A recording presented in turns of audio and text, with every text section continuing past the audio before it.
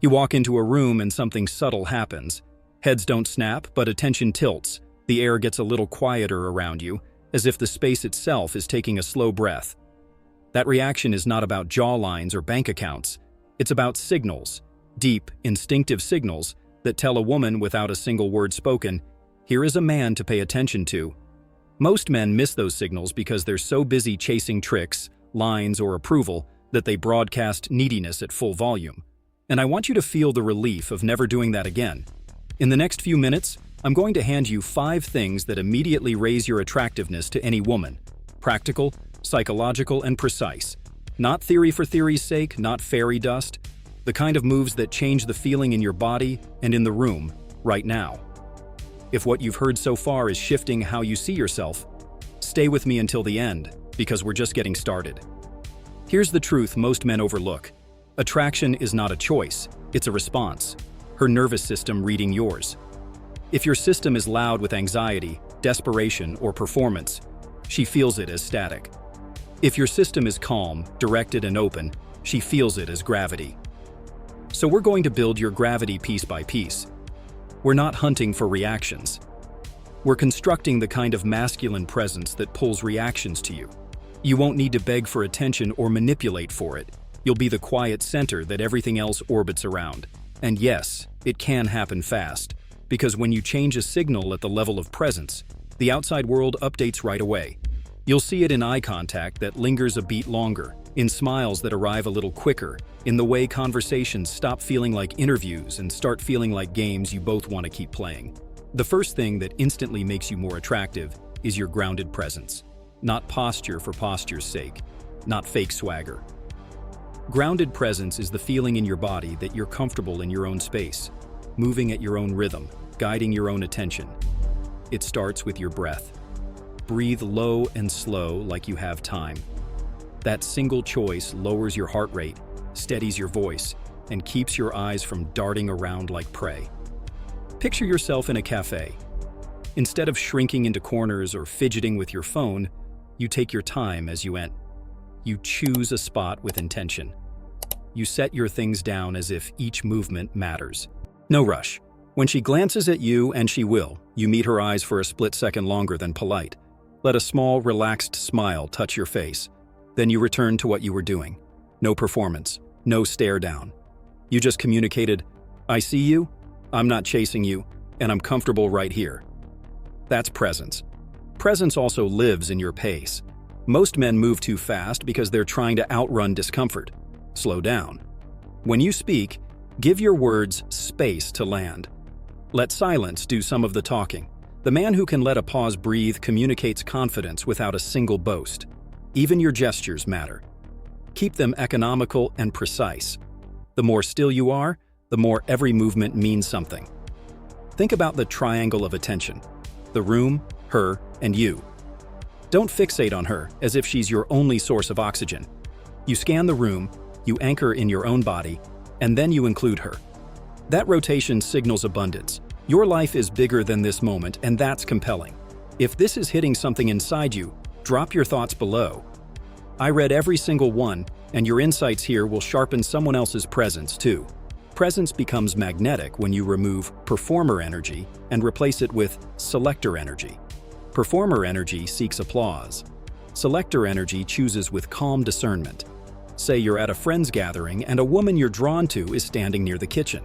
Performer energy rushes in with overly scripted lines, chasing a reaction.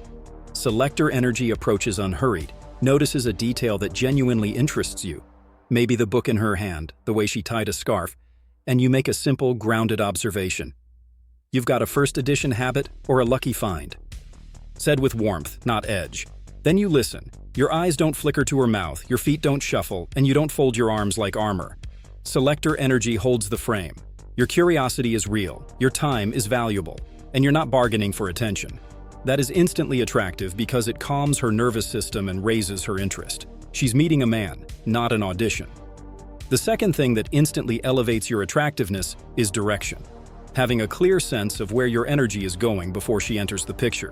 Men lose women's interest fast when they make a woman their mission. She's not your mission. She's your complement, your mirror, your co-author when the fit is right. Your mission is the thing you would build even if no one ever patted you on the back for it. When a woman senses your direction, she relaxes into her nature, to test, to feel, to dance, because you're providing the steady line she can play against. Direction sounds like boundaries. It looks like you holding your schedule, rather than letting your schedule hold you. It reads in your texting patterns. No need to play childish delay games. You simply respond when it suits your day and your priorities. If you're mid-work, you finish your block and then reply with intention. That is not being aloof, it's being reliable to yourself first, which makes you reliable to others. Direction also tunes the way you make decisions. Indecision repels because it creates ambient anxiety. Practice making simple, firm choices quickly. Let's take the corner table. I'm in the mood for something spicy. Join me for Thai on Thursday 7. Not bossy, decisive. If she has a preference, invite it. Unless you're in a sushi mood, then say the word. That kind of leadership doesn't bulldoze. It holds the structure so a woman can relax and express. It's attractive because it telegraphs competence and care simultaneously. Give your yeses more weight by giving your nos more spine. When a plan doesn't serve your priorities, decline with clean language. Can't do Friday, locked in for a deadline, let's try Sunday afternoon. You're not apologizing for having a life. You're inviting her into a life that's already moving. Direction keeps you from overinvesting prematurely. You don't build castles on first impressions. You gather data. When a woman displays genuine curiosity, consistent responsiveness, and shared values, you escalate your investment. If not, you let it go without bitterness. That emotional hygiene is rare and deeply attractive. She feels that you won't dissolve into resentment if it's not a match, because you're not assigning her a job she didn't apply for. You're calm, because your direction is intact regardless of the outcome. If you know a brother who needs to hear that, who keeps losing himself in the early stages, send this to him today. Don't keep it to yourself. The third thing that makes you instantly more attractive is emotional composure, the ability to hold your center under pressure and to navigate emotional currents with steadiness. Women don't test you to be cruel. They test because they want to feel the edges of your container. Can you hold tension without collapsing? Can you stay connected without becoming reactive? Your nervous system teaches hers whether it's safe to unfold. Here's a simple drill. When you feel a surge of anxiety, her beauty, a pointed question, a moment of silence, slow your exhale. Drop your shoulders an inch. Place your attention on the sensations in your feet. Then respond from your chest voice, not your throat. Pause. Tell me more about what you mean by that. You just turned reactivity into curiosity. That shift is attractive because it shows self-mastery. Emotional composure means you can flirt without forcing and disagree without escalating. You're willing to be challenged because you don't treat different perspectives as threats to your identity. Picture a playful friction point. She says, "You seem very sure of yourself." The weak response is defensiveness. The attractive response is warmth and a light tease. Dangerously so. "I'll let you talk me down if you make a compelling case." Said with a half smile and eyes that hold. You allow the tension and stay relaxed inside it. If she pokes at your taste, your music, your watch, your choice of drink, you don't scramble to justify. You counter with a question that invites depth. "What would you pick for me?" Now you're co-creating an experience, not competing for superiority. That's emotional leadership. You take charge of the vibe not by controlling it, but by guiding it. Composure also shows up in how you handle desire. Neediness kills attraction because it asks her to regulate your feelings for you. On the other hand, suppressing desire reads as fear.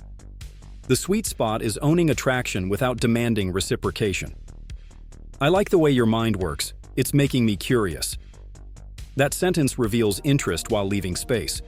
You're not building an illusion of indifference. You're expressing from a grounded place and letting it be. If she leans in, you continue.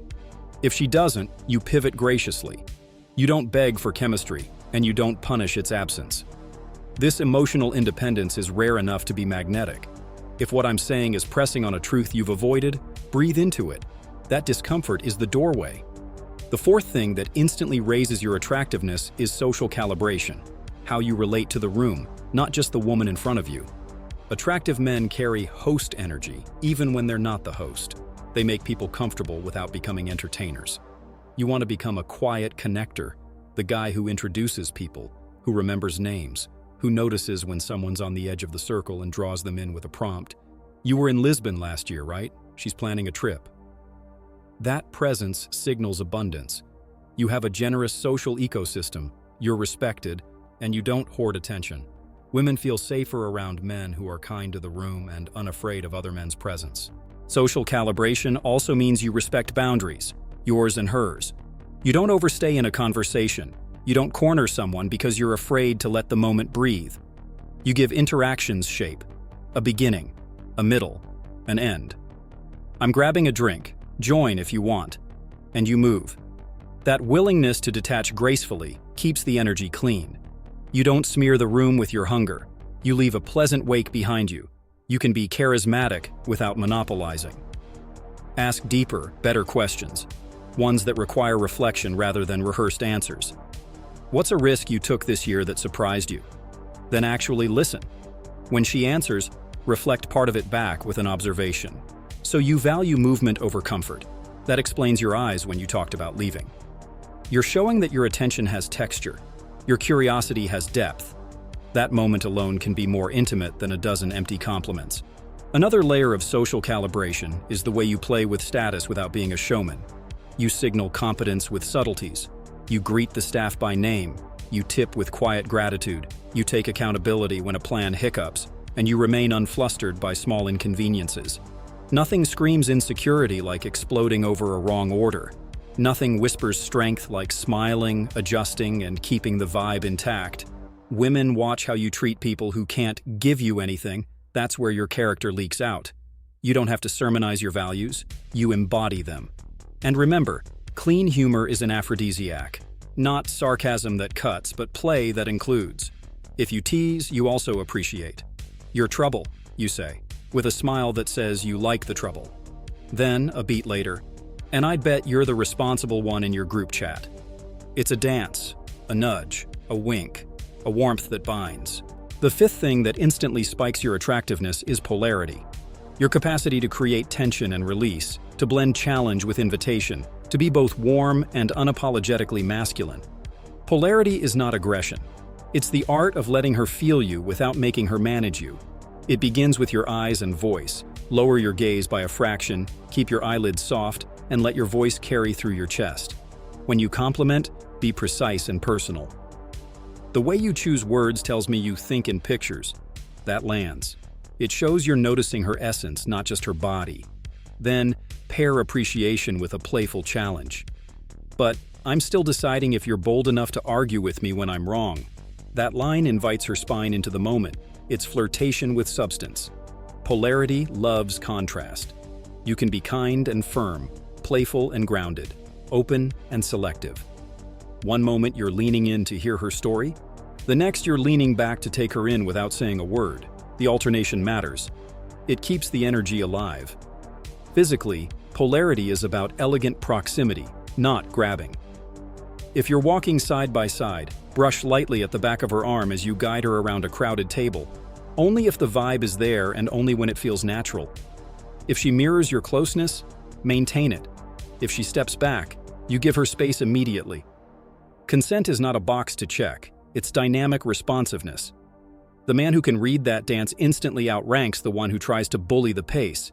Create micro-adventures on the spot. I'm going to show you the best view in this place. If you disagree, I'll owe you a coffee. Now you've set a playful stake. Or, 2-minute challenge. Convince me your favorite city is better than mine. Go. You're guiding the interaction into frames where energy can rise and fall. The worst sin in attraction is flatness. Polarity adds contour. Even your silence can be charged. You hold her eyes for a breath after she says something vulnerable. Then you nod once and say quietly, "I like that." Nothing more. She will feel seen. She will wonder what you're thinking. That curiosity is electricity. Polarity also appears in your standards. Standards aren't rules you preach, they're choices you make. I don't do back and forth texting all day. Let's set a plan, said calmly. I value honesty. If we're not feeling it, we say it, said warmly. You don't threaten or negotiate for respect. You live in a way that makes respect the default. If someone tries to pull you into drama, you decline without commentary. I'm not available for that. This steadiness is rare.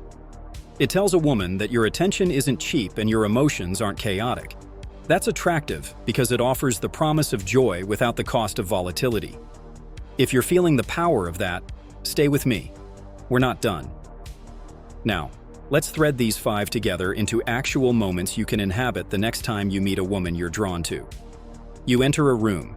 You breathe low. You choose a place with intention. Presence anchors you. A few minutes in, you catch her glance.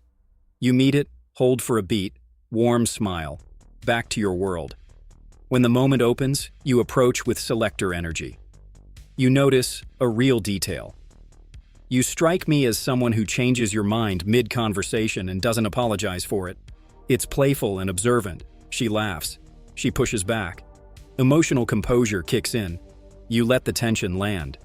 Perfect. Keep me honest, you say. Direction guides the interaction. I'm heading to the patio for fresh air. Walk with me. Now you're shifting the environment, leading without bulldozing. Social calibration keeps you aware of the room. You greet the bartender, you introduce her to someone you know, you share a quick story with a friend, and then you return to her with full attention. That shows value without flexing. Polarity weaves through. Clean compliments, light challenges, small pauses that carry charge. If the moment calls, you set a boundary with a smile. I like this pace. Let's keep the chaos to your group chat. She gets the message. She respects you more. She relaxes more. Attraction rises. Texting becomes simple too. Direction. You respond after your current focus, not as a bid for approval. Presence. Your texts sound like your voice, measured, a little playful, clear. Emotional composure. If she takes longer to respond, you don't spiral. You stay in your lane. Social calibration. You read the rhythm of her messages. If she's matching your energy, you escalate to voice notes or set a plan. If not, you loosen your grip and refocus on your day. Polarity. You use challenge invitation dynamics. Tell me your most unpopular opinion about Sundays. And then you set a time. I'll be near the park at 6. Join if you're free. No games, no essays, no begging. Just clean momentum. Style and grooming amplify all 5 without needing to be loud. Wear clothes that fit, tailored to your frame, not to trends. Neutral palette with one textured detail. A watch with a story. A leather piece that's aged well. A subtle fragrance that rewards proximity but doesn't announce you across the room. Keep your shoes clean. Keep your nails tidy. None of this is about peacocking. It's about congruence. The outside matches the inside. Your energy says, precise, calm, intentional, and your appearance echoes it. That echo reduces cognitive dissonance and increases trust. Trust is attractive. When she senses that who you present and who you are align, she can relax into curiosity rather than guarding against a mismatch. Let's talk micro skills because details create disproportionate impact. Eye contact. Think soft focus with stillness. When she speaks, keep your gaze steady on one eye, then the other, then her mouth only when she laughs. Don't ping-pong. Don't search her face for approval. Just receive. Hands. Keep them visible and relaxed. When you gesture, gesture from your shoulders, not frantic wrists. Space. Honor it. Lean in to catch a quiet point. Lean back to let a joke breathe. Voice. Drop the last note of your sentences slightly, particularly when you're leading. Statements land better that way. Questions. Favor those that spark narrative over those that demand resume answers. What did last year teach you about yourself? That one question can open an entire evening. When tension rises, maybe there's a misunderstanding or a moment of friction, use the triad: validate, reframe, direct. I get why that could feel off. That's validation. What I'm actually pointing to is, that's the reframe. Let's reset and try this. That's direction. You're not apologizing for having a spine. You're showing that your spine is flexible. Flexibility plus strength equals reliability, and reliability is sexy because it predicts good times without chaos. There will be tests, a sarcastic quip to see if you rattle, a last-minute plan change, a flirtation with someone else in front of you.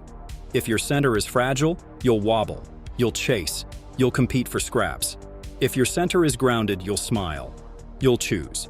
You'll either re-invite with clarity, "I'm heading out in 10, join me or we'll try another day."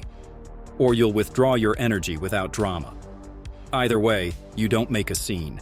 You maintain self-respect. You protect your attention like the sacred resource it is. That restraint builds mystique. Mystique is simply the absence of neediness. It's you living fully whether she chooses to join or not. Here's a powerful reframe. Your job is not to make her feel something, it's to feel fully yourself in her presence. When a man lives by that, everything changes. You stop oversharing to force intimacy, and you stop undersharing to hide your truth. You speak from present experience. "I'm enjoying this, you're easy to be around," said once, cleanly. Then you return to the moment. You don't try to extract a matching sentiment. Often, she'll give you more because you didn't demand it. That's the paradox of polarity. The less you reach, the more she leans. If what I'm saying is adjusting your inner thermostat, if you can feel your breath dropping lower and your spine lengthening, stay with me. You're building a new baseline. From that baseline, women will tell you things they don't tell other men. They'll test you less because there's nothing shaky to push against. They'll flirt with you more because it feels safe to play. You'll notice that your standards rise naturally. You won't accept chaotic communication because your life has a rhythm worth protecting. You won't take crumbs because you know the banquet exists. You'll become the man who walks into a room and isn't aggressively noticed. He's quietly felt. That feeling is what women follow. Let's consolidate the 5, not as a checklist, but as a living practice. Grounded presence. Breathe lower, move slower, make your eyes and hands mean something. Direction. Make decisions cleanly, honor your schedule, invite her into momentum. Emotional composure. Turn triggers into curiosity. Own desire without demand. Disagree warmly. Social calibration. Be the quiet connector. Respect the room. Treat people with effortless dignity. Polarity. Mix warmth with challenge, build tension and release, set standards without speeches. If you make these your daily settings, you'll stop hustling for attraction and start emanating it. You'll find that conversations open, invitations land, and dates flow, not because you bartered for them, but because you broadcast the right signal. There will be days you slip. You'll rush your words, doubt your value, or chase validation you don't need. When that happens, reset. Stand up, shoulder blades down. Exhale longer than you inhale 3 times. Put your phone face down. Decide the next right action in your mission and do it. Then re-enter the social field like a man who remembered himself. No self-loathing, no drama, just a return. Attraction loves a man who can recover his center quickly. That rebound speed is the difference between a blip and a spiral. And a final note on kindness. Kindness is not compliance. It's strength under control. Be generous with your attention, but don't rent it out cheaply. Celebrate other men. You're not in competition with the whole world. Compliment women without keeping score. Lead without announcing it. Laugh at yourself first. Defend your time. Speak plainly. These are not marketing lines.